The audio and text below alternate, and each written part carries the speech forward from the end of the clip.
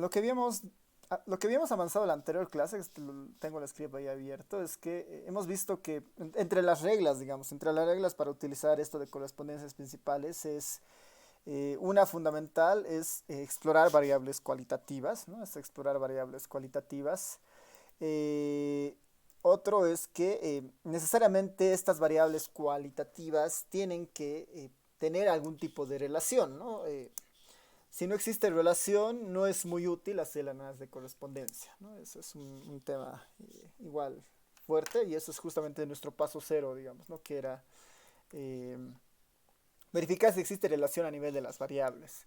Y eso con un test chi cuadrado es más que suficiente. Después de que pasa y la prueba chi cuadrado y encontremos evidencia suficientemente significativa de que no hay independencia, ¿no? De que no se puede descartar la hipótesis de que estén relacionados de alguna manera, pasamos al paso uno que justamente estaba relacionado un poco a esta idea del documento que está más enfocada a generar esta matriz de estandarizada que le habíamos llamado, ¿no? Entonces la voy a poner acá esta.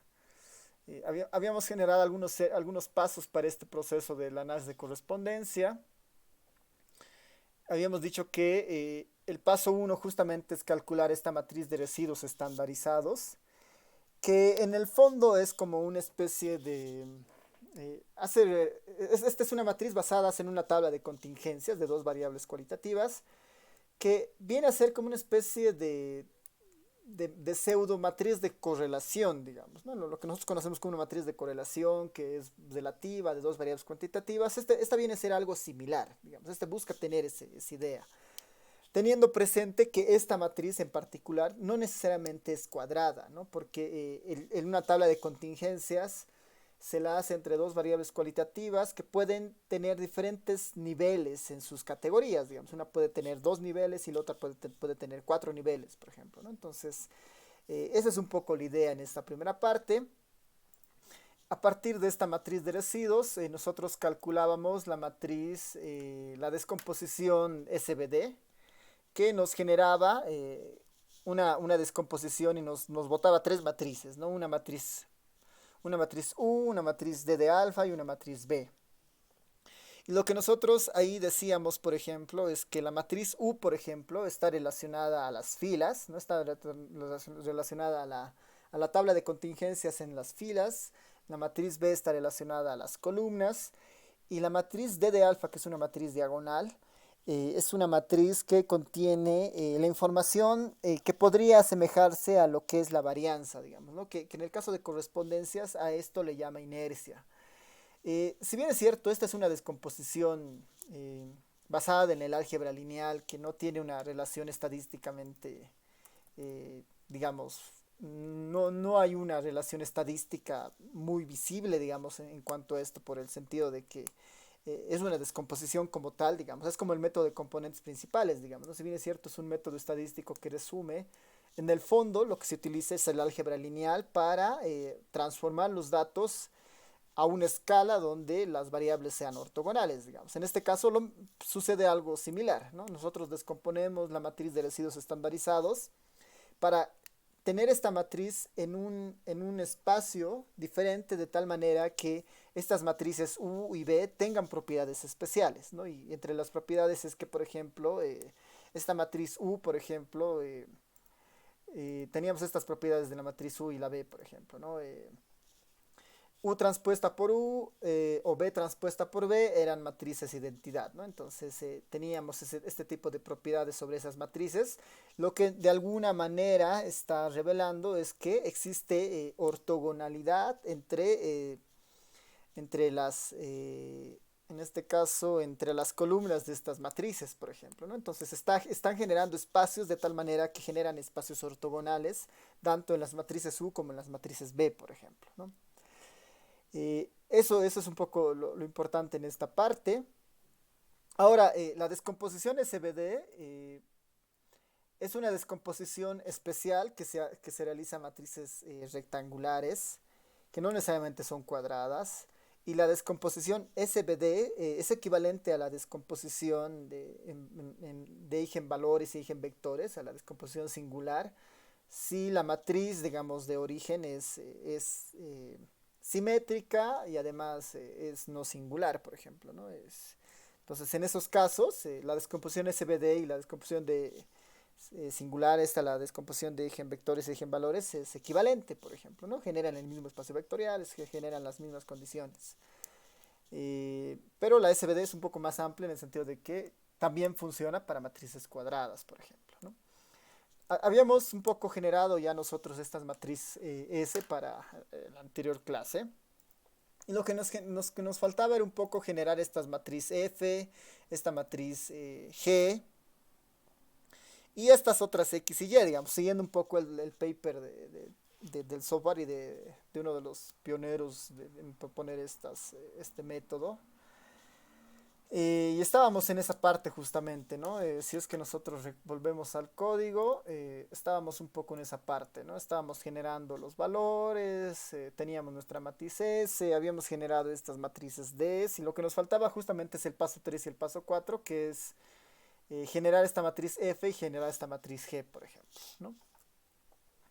Entonces, hasta este paso, ¿hay alguna duda, pregunta sobre esta idea de lo que hace el análisis de correspondencia?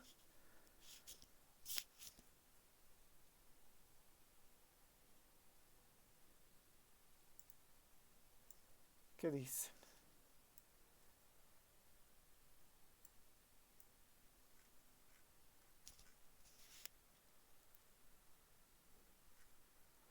Yo creo que nadie, así que podemos seguir. Sí, Oli. Ya, súper. Entonces, lo que vamos a hacer es, dado que ya tenemos nuestra matriz S, la matriz singular, que es para nosotros esta matriz de alguna manera que hay efectos de escala o efectos de posición, digamos, es como por eso una matriz estandarizada. Ya tenemos nuestra U, nuestra B y nuestra DDA. El siguiente paso en realidad es calcular esta matriz F y esta matriz G, por ejemplo, ¿no? Esta matriz F y esta matriz G. Entonces, siguiendo un poco nuestro documento, nuestro paso 3 es, por ejemplo, generar la matriz F, ¿no? La matriz, le voy a llamar doble F para no utilizar no tan si solamente utilizo una F, la F por sí sola es un carácter especial del ERE, ¿no? Ese es false, ¿no? Voy a utilizar FF para no confundir y reemplazar una variable que es un carácter que es reservado del ERE. Y si nosotros, voy a hacer correr esto para que tengamos lo mismo, voy a extender este ejemplo en realidad de lo que tenemos.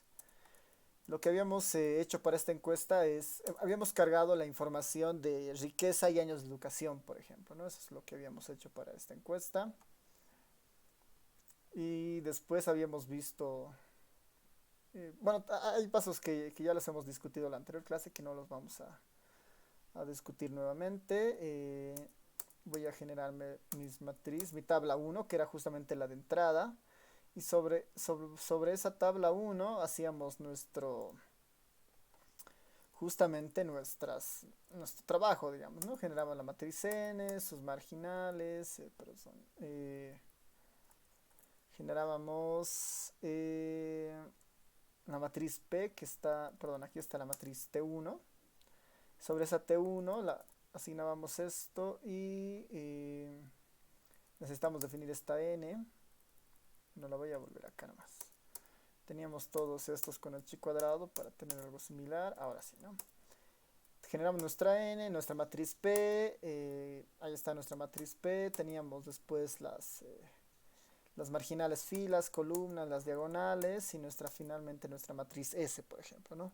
En nuestro paso 2 hacíamos la descomposición SVD y podíamos extraer la U, la B y la DDA, por ejemplo, ¿no? Ahí está la U, la B y la DDA. En nuestro paso 3 es justamente de producir un poco esta otra matriz F, ¿no? Que la voy a poner acá para que la tengamos presente. Nuestra matriz F, por si acaso, tiene esta forma, ¿no? Nuestra matriz F debería ser la matriz diagonal, ¿no? La matriz DDR, elevada a la menos un medio, multiplicada por mu, multiplicado por d de alfa, ¿no? Esa es nuestra matriz F. Entonces, el d de R, para no cometer el problema de las triangulares, voy a copiarme de acá, la matriz d de R, que tengo acá. Esa sería nuestra matriz d de R, elevada a la menos un medio, digamos, elevada a la menos 0,5.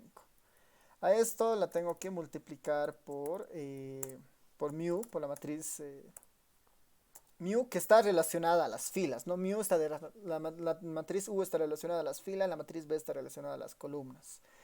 Multiplicada por U, y esto multiplicado finalmente por el D de alfa, ¿no? Y por el D de alfa para nosotros es simplemente D de A, ¿no? Esta matriz F es una matriz de 4×4, no es una matriz de 4×4. También nuestro paso 4 es generar la matriz G, ¿no? Es las coordenadas principales columna, ¿no? Nuestro paso 4 es generar la matriz G. La matriz F, por si acaso, se conoce con el nombre de coordenadas principales fila, ¿no? Estas son las coordenadas principales fila. Esta lo voy a poner acá. Estas son las coordenadas principales fila. Y la matriz G son las coordenadas principales columna, ¿no? Para que tengamos esto en el mismo documento, las coordenadas principales columna. Esto igual le voy a llamar GG para tener alguna idea similar.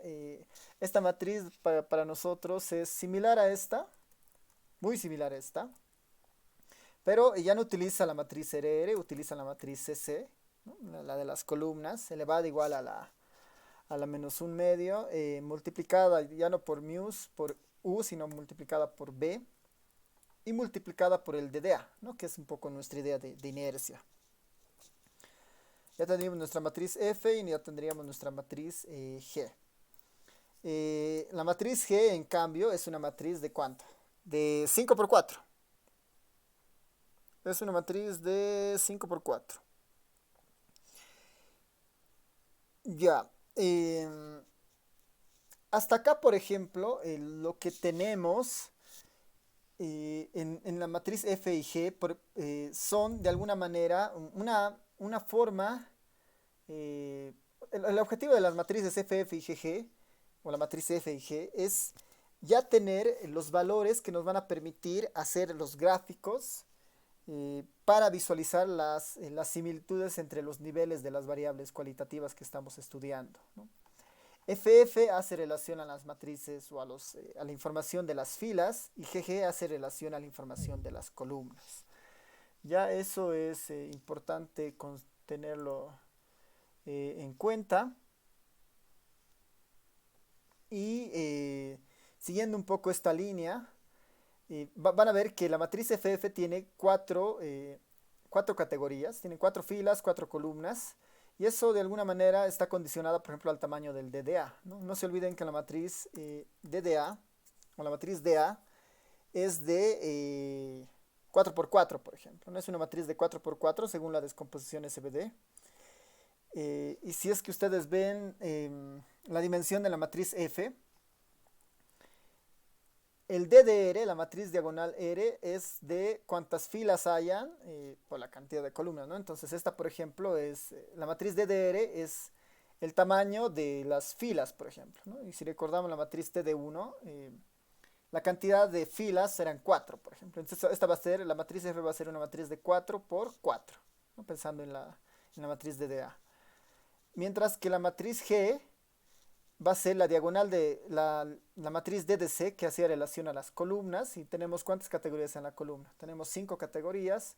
Y el último componente de esta descomposición es justamente el D de alfa, que tiene una dimensión de 4×4. Entonces esta matriz G va a ser de dimensión 5×4, por ejemplo, ¿no? Entonces, por eso nuestra matriz GG es de dimensión 5×4. Ahora, en el fondo, esto igual van a aprender seguramente en Multivariados 2. En el fondo, la matriz DDA siempre va a tener la dimensión, del número de niveles más pequeño de nuestra tabla TD1, ¿no? Si nuestra tabla T de 1, por ejemplo, las filas son 4 y las columnas son 5, el tamaño de DDA siempre va a ser el menor, ¿no? El menor o el mínimo entre el número de filas y columnas. Esa es la dimensión de la matriz de alfa. Y de alguna manera esa es la que nos da las directrices de las gráficas, ¿no? El D de alfa es la que nos da las directrices para las gráficas.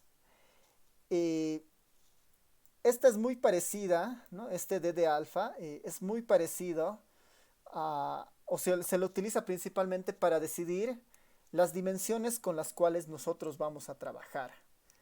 En componentes principales, nosotros a partir de los eigenvalores decidíamos, digamos, ¿no? Cuánta variabilidad se explica, por ejemplo, ¿no? Si tomamos el primer componente principal, se logra explicar el 60% de la varianza, por ejemplo. Eso es lo que nosotros decíamos en componentes. Pasa algo muy similar en este análisis de correspondencia, ¿no? Pasa algo muy similar en este análisis de correspondencia. Y para eso antes de graficar, voy a tomar justamente los valores, estos valores de 0.56 y 0.16, pero como vectores, esta diagonal. Y de esta voy a hacer una especie de cum sum para tener los escalados, digamos, ¿no? Escalados hasta cuántos suman estos, ¿no? Y todo esto yo lo voy a dividir entre la suma justamente de estos valores. Voy a relativizarlo, en realidad voy a relativizarlos de tal manera que siempre me sube 100, digamos, ¿no? Siempre me sume 1 en este caso. Este proceso de relativizar, digamos, como cualquier caso, ¿no? Estoy simplemente sumando, estoy dividiendo entre el total y entre el total de estos valores de la diagonal, de nuestra matriz de DA, y los estoy después escalando al 1, ¿no ven? ¿Qué significa finalmente esto de acá, ¿no?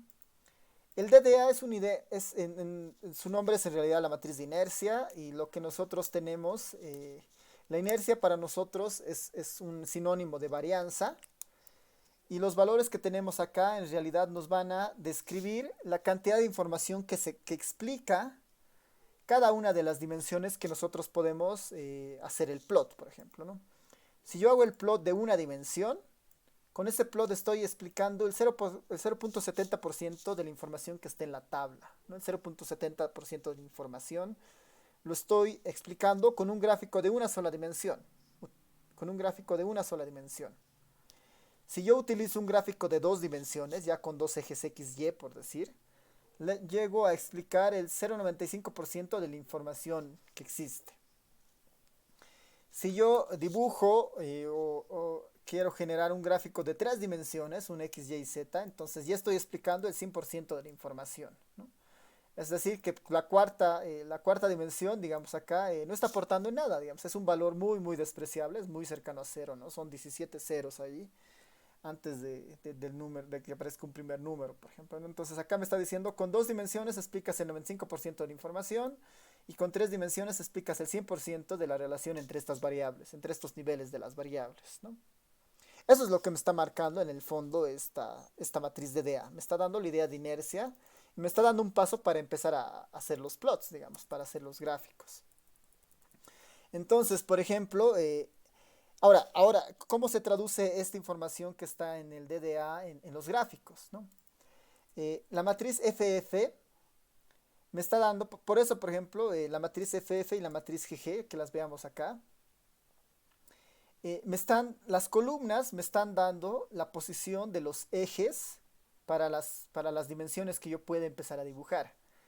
La primera columna hace relación a la primera dimensión, la segunda columna a la segunda dimensión y la tercera columna a la tercera dimensión. Si yo quiero dibujar esto solo en una dimensión, basta con tomar las primeras columnas, por ejemplo. Estas serían mis X, digamos, ¿no? Si yo quiero considerar 2 dimensiones, tengo que tomar la primera columna y la segunda columna. X y Y, por ejemplo. Si yo quiero dibujarlo esto en 3 dimensiones, este es mi X, este es mi Y y este es mi Z, por ejemplo. Si yo quiero dibujar en 4 dimensiones, ya tengo X, Y, Z y no sé, otra variable más, digamos, ¿no? Que en este caso no está explicando nada, digamos, ¿no? Lo que me dice esta descomposición es que puedo prescindir de esta cuarta dimensión y hasta la tercera podría tener el 100% de la información descrita. hacer un gráfico en 3 dimensiones. El R puede hacer ese tipo de gráficos, no es lo más conveniente, pero si se dan cuenta con un gráfico de 2 dimensiones ya explicamos el 95% de la información, que ya es harto, ¿no? Según la inercia. Entonces podemos enfocarnos en este gráfico de 2 dimensiones, por ejemplo, ¿no? Entonces, esto cómo lo haría, digamos.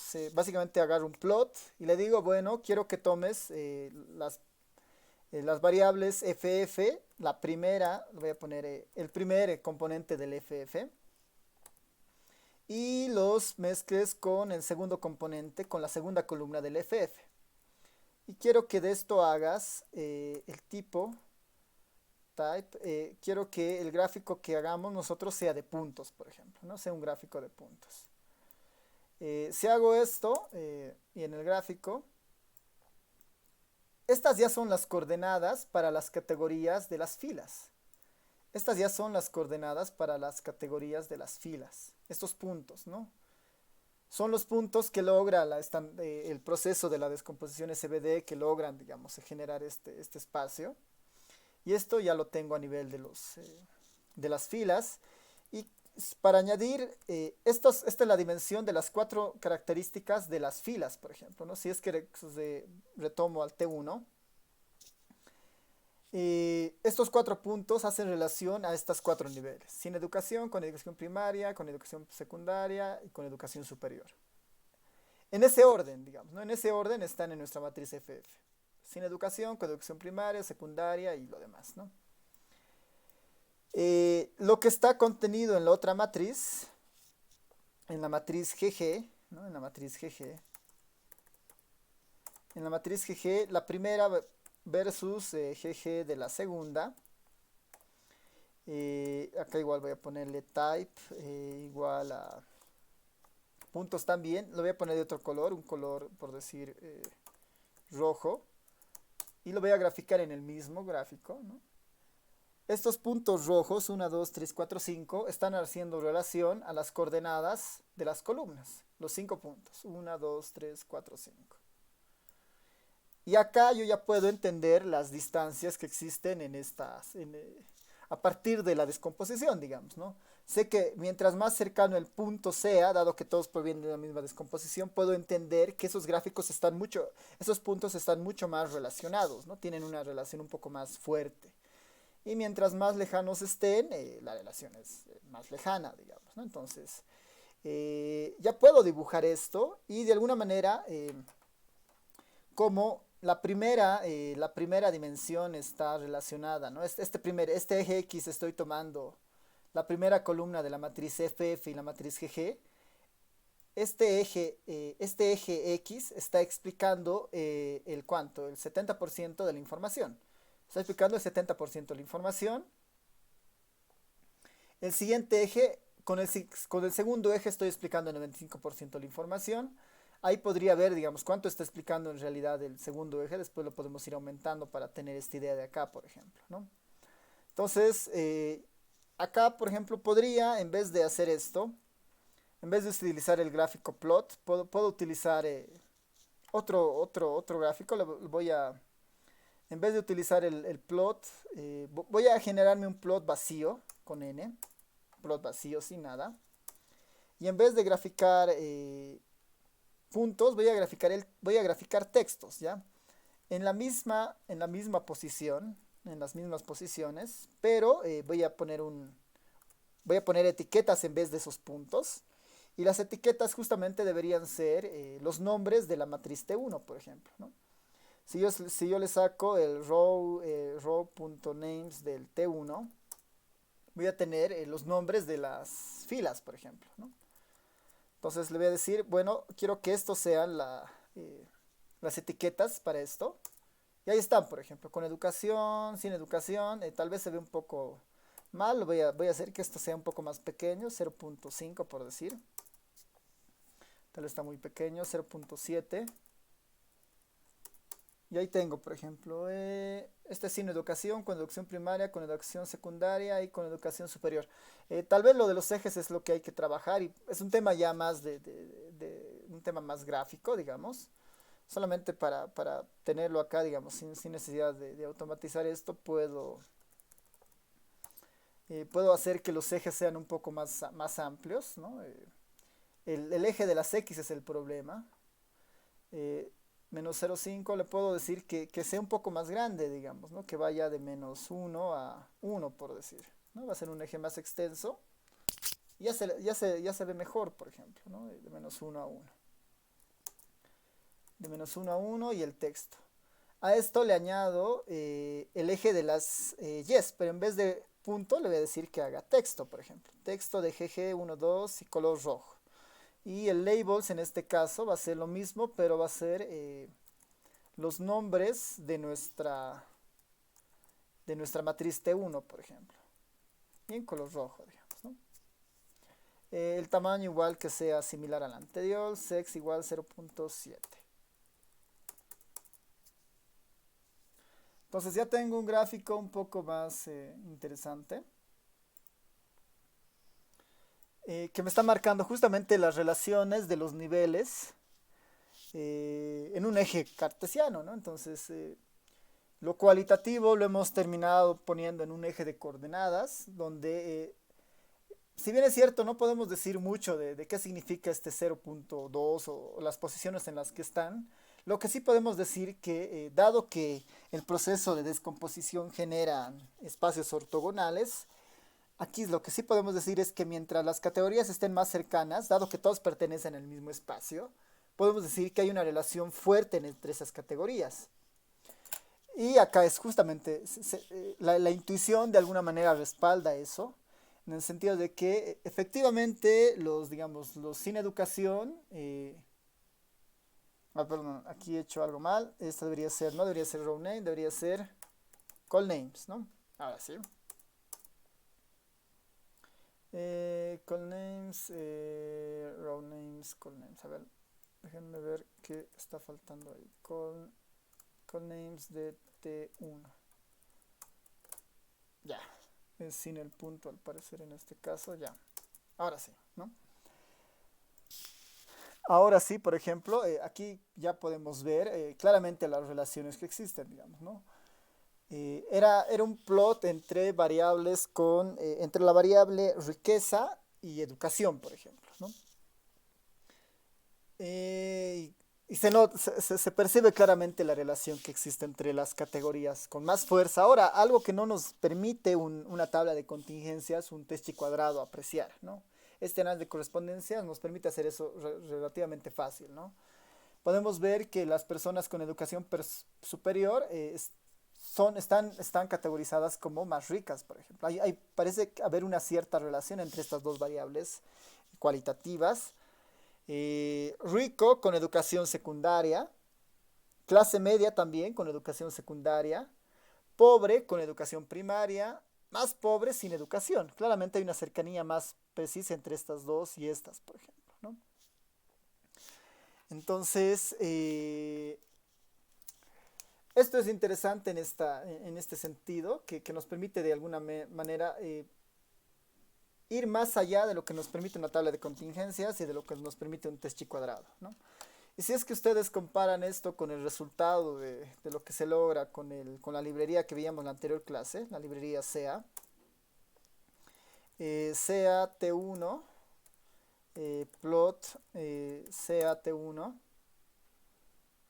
es muy, muy, muy similar a esto, ¿no?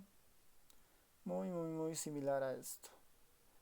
Este gráfico, clase media, rico con educación, más rico, básicamente es el mismo gráfico con las escalas un tanto distintas, misma cercanía, mismos ejes, con un poco más de detalle en el gráfico, digamos, ¿no? Pero exactamente están generando las mismas relaciones, ¿no?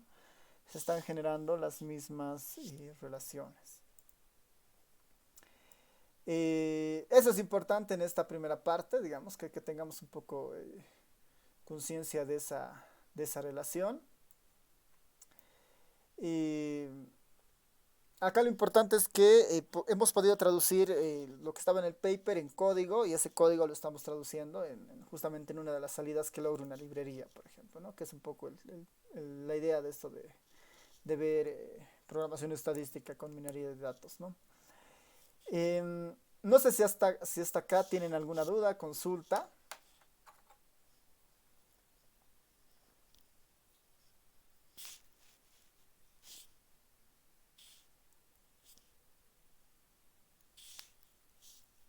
no, Licen. Ya, súper.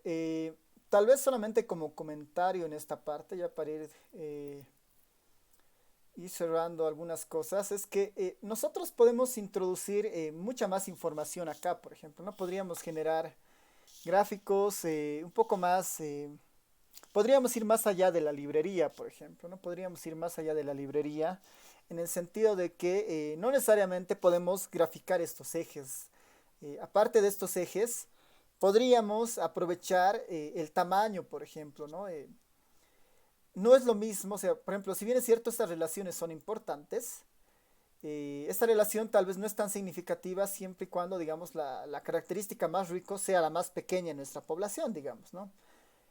Estas por decir, estas cinco características de riqueza, más pobre, pobre, clase media, rico y más rico, no son categorías que tienen el mismo peso, por ejemplo, ¿no? Algunas categorías son más importantes que otra en el sentido de que hay más información, o sea, la población está concentrada más en un grupo que en otro, por ejemplo, ¿no? Entonces, eso lo podemos ver fácilmente, por ejemplo, si es que vemos la tabla T1, y por decir, en esta tabla T1 yo puedo sacarle, voy a ver, para completar un poco este gráfico, este es un gráfico 1, para un poco aprovechar más, dado que ya tenemos un poco del manejo, más manejo, digamos, ya tenemos los ejes coordenados en la FF y en el GG. Vamos a hacer un segundo gráfico que nos dé un poco más de información. Un segundo gráfico, genero el gráfico base, tal vez antes de esto puedo decir de la T1, voy a sacar el margin plot, el margin table del T1. El margin table del T1, coma 1, solamente de las filas, y antes de esto le voy a sacar el prop.table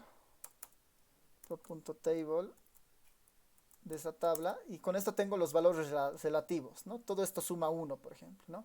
Esto es importante porque estos son los pesos de las columnas, ¿no? Las marginales nos dan los pesos de las filas, perdón, los marginales nos dan en este caso, el peso de las filas. Y esta base de datos, que si bien es cierto es muestral, nos dice que la mayor cantidad de las personas que han sido entrevistadas tiene educación primaria o es secundaria. Sin educación es muy pequeña, el 3%, y con educación superior es el 19%. Esta información es importante porque nos están revelando que las categorías de las filas o columnas no son iguales. Entonces esto le voy a poner, le voy a llamar por decir R, digamos, haciendo referencia al peso de las filas. Voy a hacer algo muy similar para el peso de las columnas, ¿no? Al peso de las columnas. El peso de las columnas, basta con que esto lo ponga como 2, ¿no? Entonces, en el plot le voy a decir, aparte de que dibujes el texto, no quiero que el tamaño sea igual a todos, dado que el tamaño no es igual para todos, ¿no? En este caso yo quiero que utilices al WR para asignar el tamaño. Y le voy a decir más bien que al 2, para que todo se vea igual, más o menos, voy a decir 0,5. Todos van a tener un tamaño base de 0,5, pero ese 0,5 le voy a sumar el resultado que se obtenga en WR, digamos, ¿no? Lo mismo voy a hacer para las filas. 0,5 como tamaño básico para todos, más un WC, por ejemplo, ¿no?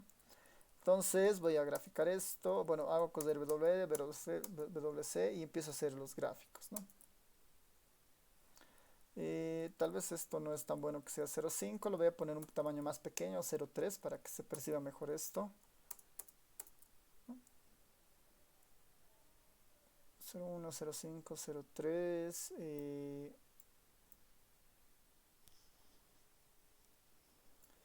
A ver, para que se vea mejor, tal vez 4 más... eso, a ver, veremos cómo usar. Ya, mejor, digamos, ¿no? Acá, por ejemplo, en este gráfico,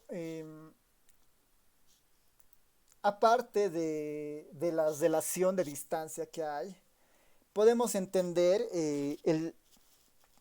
el tamaño, digamos, ¿no? Entonces, por ejemplo, la categoría sin educación es la más pequeña, o sea, no hay mucha gente que sin educación, era el 3%, pero ese 3% está más cercano de la categoría pobreza, digamos, ¿no? Son los más pobres, por ejemplo, ¿no? Entonces acá, por ejemplo, es interesante decir que si bien es cierto, este más pobre es un poco una de las categorías fuertes, digamos, grandes, eh, cierta parte de esta categoría está explicada por los sin educación y en parte también con educación primaria, digamos. Por eso existe una cercanía con este otro grupo, digamos, ¿no? Entonces, acá el tamaño también nos puede empezar a significar algo. A ver, creo que hay un leve error acá. WC. Ya, y eso es porque si notan, por ejemplo, en el WC, casi todas las cinco categorías son muy similares, ¿no?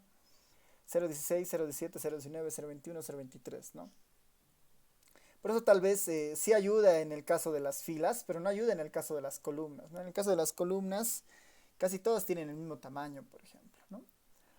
Pero si es que hubiera una diferencia en el caso de las columnas, el peso ya sería un poco más interesante de analizar, por ejemplo, en este caso, ¿no? Entonces acá el peso importa.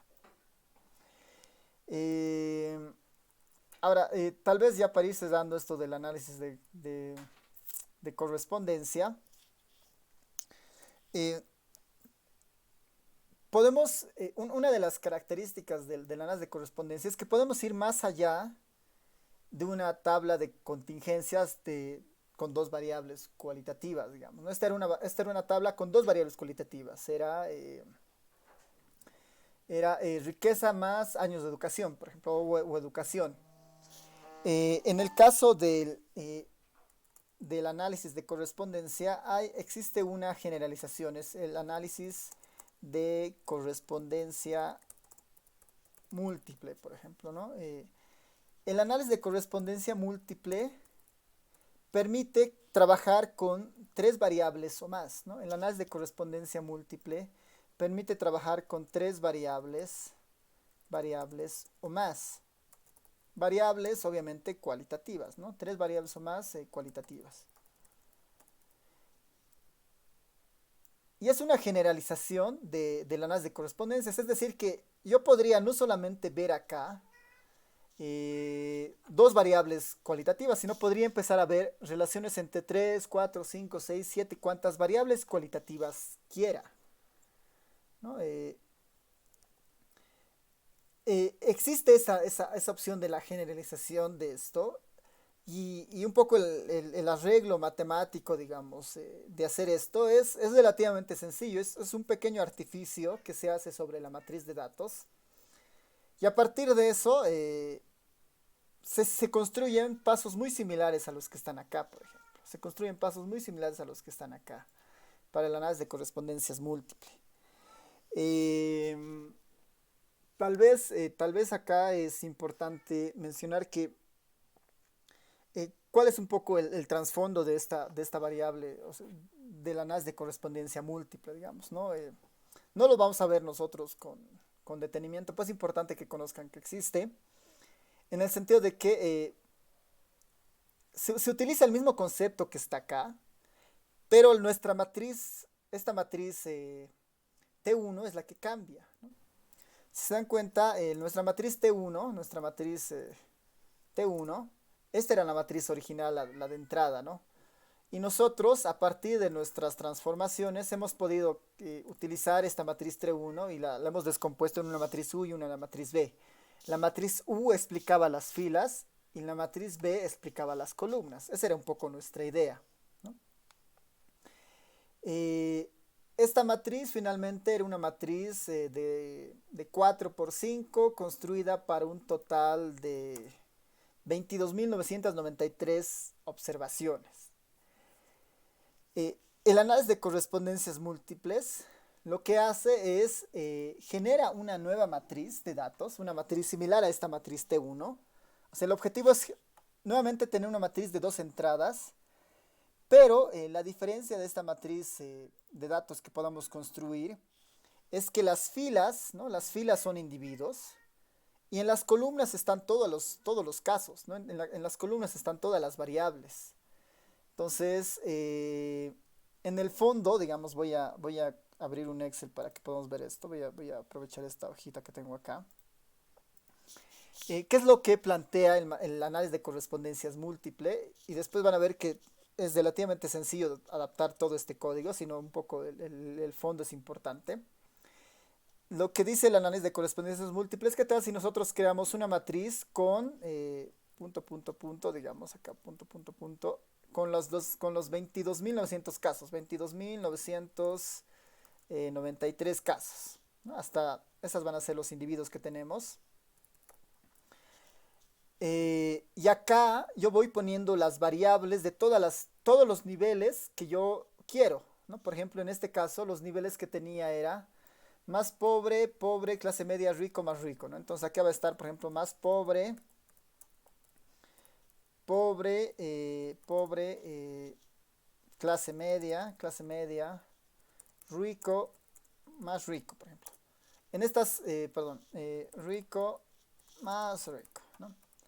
Acá, por ejemplo, las cinco primeras columnas hacen referencia a la primera variable cualitativa, por ejemplo. Lo que dice el análisis de correspondencias múltiples, las siguientes columnas vienen a ser los siguientes niveles, por ejemplo, sin educación, con educación primaria, secundaria y superior. Entonces acá puedo poner sin educación, primaria, secundaria, superior. Sin educación, primaria, secundaria y superior. Hasta acá, las cinco primeras hacen relación a una variable. Las voy a poner, digamos, en color. Estas otras cuatro hacen relación a otra variable. Las voy a poner de otro color, digamos, ¿no? Y acá puedo poner otras variables cualitativas más, digamos. El sexo, por ejemplo, puede ser hasta hombre y mujer, por decir, ¿no? Entonces, el trasfondo del análisis de correspondencias múltiples es generar una base de datos que tenga más o menos esta estructura.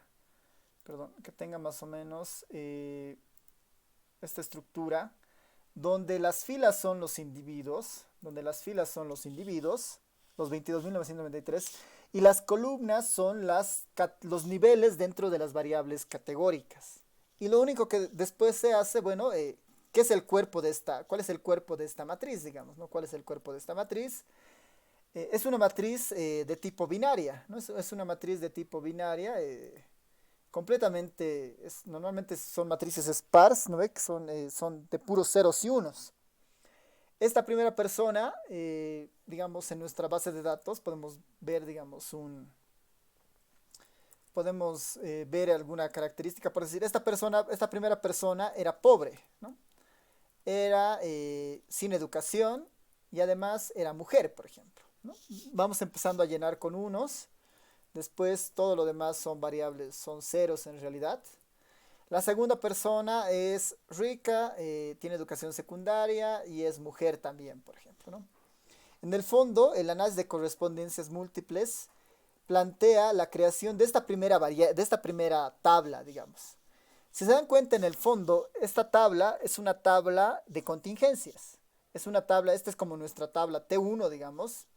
Pero esta tabla de contingencias, ¿cuántas filas tiene y cuántas columnas? La cantidad de filas que tiene es igual a la cantidad de individuos que hay. En este caso, n individuos. La cantidad de columnas es igual a la suma, ¿no? Es igual a la suma de los niveles que vamos a considerar. Por ejemplo, la suma de los niveles de todas las variables categóricas que vamos a introducir. La primera categoría tenía 5 niveles, la segunda tiene 4 y la tercera tiene 2. En total tengo 11 niveles, por ejemplo, ¿no? Entonces esto lo voy a poner acá. Estaba bien nomás como estaba. Entonces en nuestro caso, esta es una matriz de ¿cuánto? De 22.993 variables, ¿no? Filas, perdón, 22.993 filas con 11 columnas. En el fondo esta es una matriz de contingencias muy grande, pero con 22.993 filas y 11 columnas. Entonces, sobre esta matriz, que es de ceros y unos, que es una matriz de ceros y unos, esta viene a ser nuestra matriz N, que le habíamos llamado en nuestro código que teníamos, por ejemplo. Perdón, esta viene a ser nuestra matriz T1, que la habíamos después renombrado como la matriz N o la matriz de datos. Sobre esa podemos hacer exactamente los mismos pasos que hemos ido realizando, con la única diferencia es que, por ejemplo, nuestra matriz FF, que hace relación a las filas, va a tener información de los individuos y nos va a dar una idea de cómo los individuos se relacionan entre ellos, que no es tan interesante, o sea, sí es importante, podemos tener una idea de clasificación de individuos, pero la matriz GG, que es la que está relacionada a las columnas, va a contener en su construcción, si quieren, el eje X y el eje Y, como teníamos en este caso, ¿no? La matriz GG, por ejemplo, en este caso ya vendría a ser una matriz de 11 por la cantidad de 11 por 11 seguramente va a ser en nuestro caso, porque el número mínimo, no se acuerden que la cantidad de columnas que se crean es igual al mínimo entre el número de filas y columnas.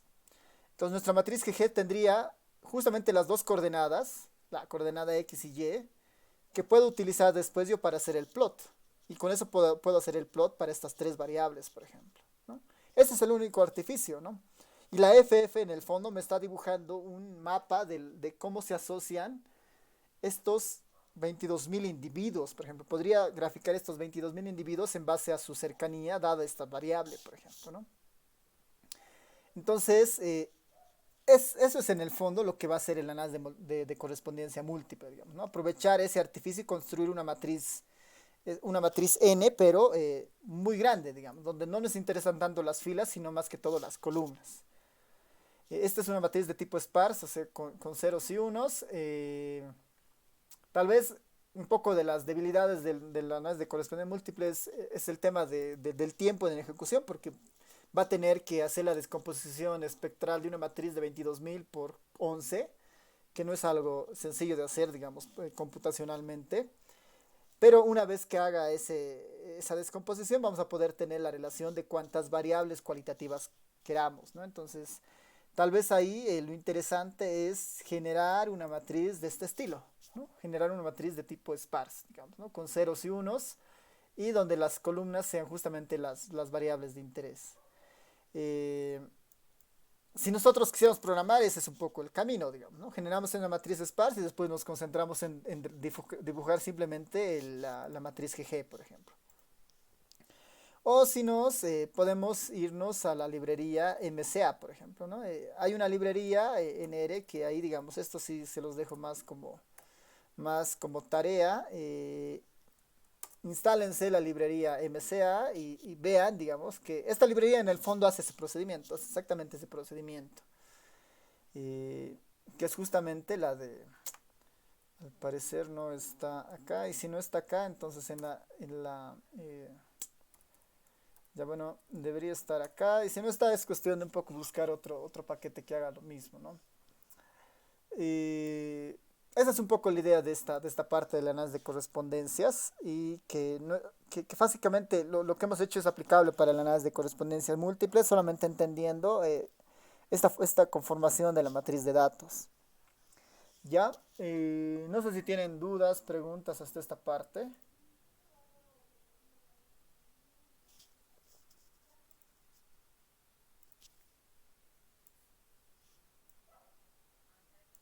¿Qué tal?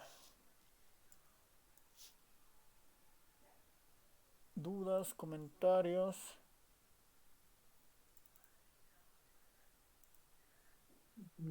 No, dicen, bueno, una vez que tengo la matriz, esta matriz para hacer el análisis de correspondencia múltiple, Sí. no, eso dijo que no vamos a avanzarlo, ¿verdad? Pero con esa librería me puede... Sí, no vamos a avanzar esto, no, o sea, no lo vamos a ver como detalle, pero es muy probable que esta pregunta yo sí les ponga en el examen, digamos, no les voy a decir, cree esta matriz y aplique el método de correspondencias, digamos, ¿no?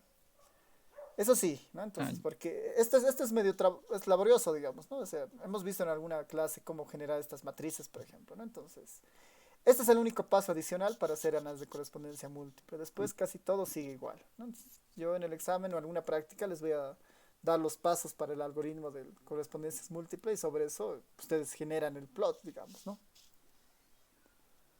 Ah, ya. Entonces la tarea sería, bueno, el trabajo sería ahí armar esta matriz Claro, sí, o y sea, luego ya ejecutar. Ah, ya. sí, sí. De todas maneras, eso más que todo para ustedes, para que vayan reforzando esto, digamos, si se quieren entrar a profundidad de esto, porque nuevamente este método es más que todo visual para entender algunas relaciones.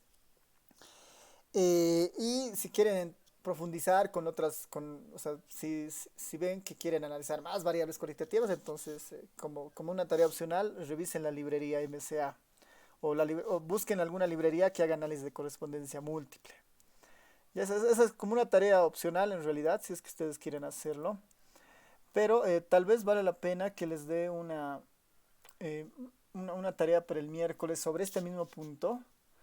Y es que la librería SEA que hemos visto nosotros no es la única que hace análisis de correspondencia, ¿no? Existen otras librerías que hacen exactamente lo mismo, pero que tienen como nuestra idea es un poco más, o sea, nuestro objetivo es un poco más analizar y esto.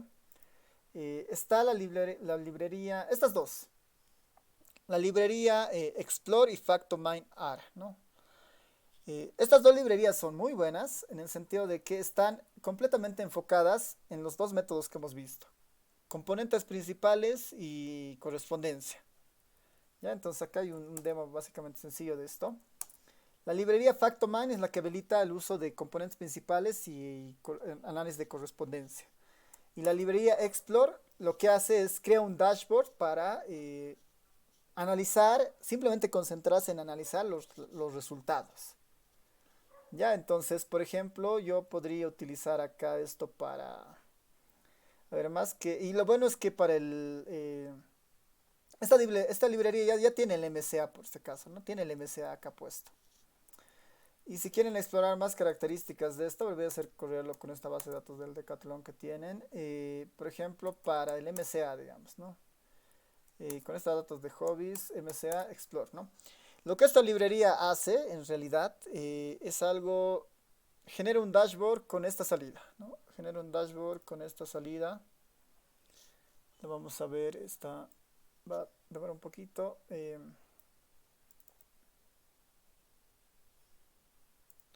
Y más bien, yo quisiera que ustedes utilicen esta librería, la Explore, para, pero con nuestra base de datos, con la encuesta, con la ENSA, en realidad, con la base de datos de la ENSA. Y la adapten para utilizarla en este dashboard, ¿no? Acá, por ejemplo, pueden ver los eigenvalores que vendrían a ser esa idea de la inercia para esta librería. Podemos ver justamente la relación que existen entre las variables, ¿no? Dónde están, digamos, estas variables. Y lo bueno es que las salidas ya son más sencillas, digamos. Acá puedo explorar los diferentes ejes que tengo, por ejemplo, ¿no? El eje 1 que explica el 36%, el eje 2 que explica el 12%, que ya habíamos visto que está relacionado a esto. Puedo navegar sobre los distintos datos, puedo ir sobre los datos individuales. Y esto es muy interesante, digamos, en ese sentido, por ejemplo, ¿no? Esta es, por ejemplo, la matriz, como este es el MCA sobre, creo si no me equivoco, a ver, este es el MCA sobre, este es el MCA sobre 8 variables distintas, ¿no? Este es el MCA sobre 8 variables. Yo puedo visualizar en este gráfico, por ejemplo, los 8 individuos, o sea, perdón, las 8 variables que están con sus distintas categorías ahí, ¿no? La categoría computer que está en naranja, que tiene dos categorías. La variable exhibition que tiene dos categorías. Todas son dummies al parecer, ¿no? 0101, sport, walking. Con los distintos individuos, ¿no? Ahí están los individuos y cómo se agrupan alrededor de estas variables, por ejemplo. Entonces puedo ver la concentración de los individuos junto con sus categorías, por ejemplo, ¿no? Y cómo estas cercanías están ahí, digamos, ¿no? Entonces, la tarea más que todo para que conozcan esta herramienta es que ustedes utilicen la variable, utilicen la ENSA y exploren estas dos paquetes, ¿no? El FactorMan y el Explore para hacer este tipo de cosas. Ya, esa sería su tarea para el día miércoles. Yo les voy a pasar al Telegram así un texto para el ejercicio para el día miércoles. Y sobre eso, si tiene alguna duda o comentario, me preguntan. ¿Ya? Entonces, esa es su tarea. O sea, en su caso, les voy a pedir un poco más de investigación y exploración en algunas herramientas, más que algo ya hecho, ¿ya? Eso. Entonces, no sé si tienen dudas, preguntas o comentarios sobre esto.